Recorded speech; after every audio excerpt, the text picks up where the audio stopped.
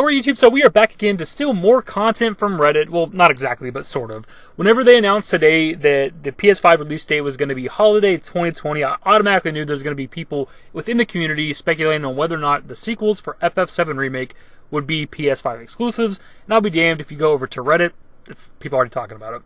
Here's the thing, when it comes to the PS5, we've known for a while, it was more or less confirmed without being officially confirmed that the console was coming out in 2020, so this isn't news, so seeing an official release date of holiday 2020 doesn't really change or affect anything related to the remake. Now, we've had this discussion before. I'll have the video linked in the description below. We're not going to go through and talk about every little detail we did in that video, but simply put, they support consoles for a long time after another console generation comes out. Just because PS5 is coming out in 2020 doesn't mean all of a sudden PS4 is done. No, they're going to keep releasing games on PS4 and PS5 for at least a couple of years, and then inevitably they'll switch over to just PS5. And same thing with like the new Xbox, for example. They'll support Xbox One for a while, but eventually they'll move on to just the Xbox Scarlet or whatever. I still don't even know if that's the official name for it or not. As recent as like 2018, there were still games coming out on like PS3, Xbox One, sports games, but still, and as recent as like I think 2016 or 2017 was like the last time Square Enix dropped a game on like last gen consoles, like 360, PS3, as a Dragon Quest game. Can't remember off the top of my head which one it was.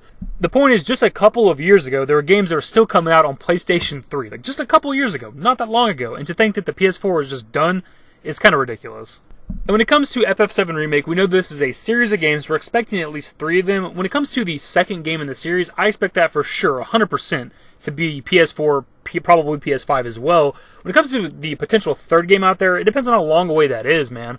If we're talking another 5 to 6 years before the potential third installment comes out, I mean, by then they might have moved on to exclusively PS5, no longer really releasing stuff on PS4. But even then, if they're trying to make the most money possible from this, because this is a pretty big project, it's probably costing them a lot of money to develop these games, the best way to make your money, release it on multiple generations of consoles. Release it PS4, PS5, you're really making the most money that way. Now, I do think dropping the game on multiple generations of consoles makes the most sense, but there is one downside to this, and that is holding the game back. Because if you're developing a game for the old generation of console and the new generation of console, obviously the new generation console version of that game isn't at its full capabilities. They didn't develop the game for that console specifically. They really developed it for the older generation and just kind of updated the graphics, and maybe the game performs a little bit better. But like, say we have a big open world version of, Final Fantasy VII Remake for the PS4, like say in the sequel or something like that. If it was developed specifically for the PS5, obviously the open world would have been bigger and probably more developed and more content, right? Because it's on a newer generation of console specifically. When it comes to the second installment for FF7 Remake, I'd be willing to bet money it'll be PS4, PS5. So if you already have a PS4 or a PS4 Pro, don't rush to get you a PS5. For one, whenever it first comes out, there's not going to be a whole lot of games to choose from anyway. There might be some good like launch day games, but there's not going to be like a huge library. Obviously, the console is brand new. Thing is, for me personally, like I haven't even bought my PS4 yet to play FF7 Remake. I'm kind of waiting for like a demo announcement. Who knows if that's going to happen at this point? We're already like almost halfway through October. This game comes out in March next year. At this point, I'm not even sure if there is going to be a damn demo. But if and when they announce a demo, that's when I'll go out, get my PS4, make me an account, download the demo, and play it.